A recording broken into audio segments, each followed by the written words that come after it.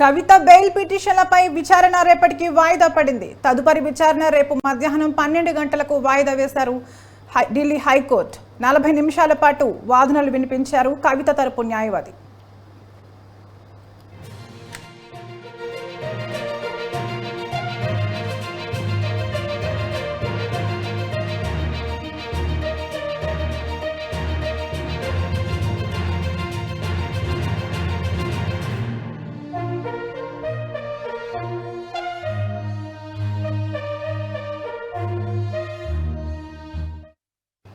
ఇక దీనిపై మరింత సమాచారం మా క్రైమ్ బ్యూరో చీఫ్ కృష్ణ అందిస్తారు. కృష్ణ, చెప్పండి.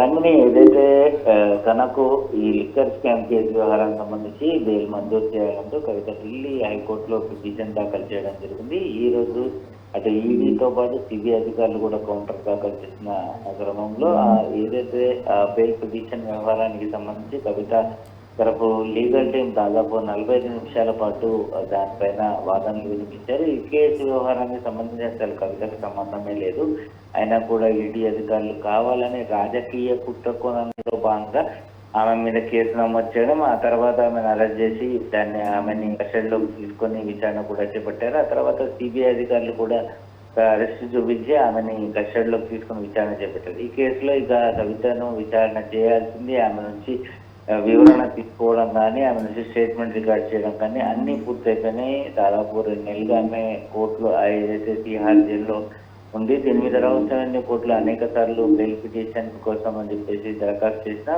బెయిల్ పిటిషన్ తీసుకొచ్చడం జరిగింది.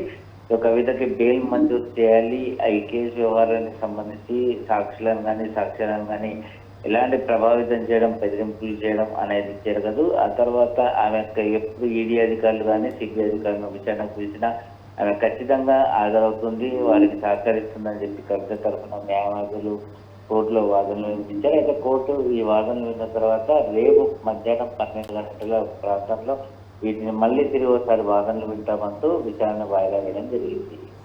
Okay right, thank you Krishna.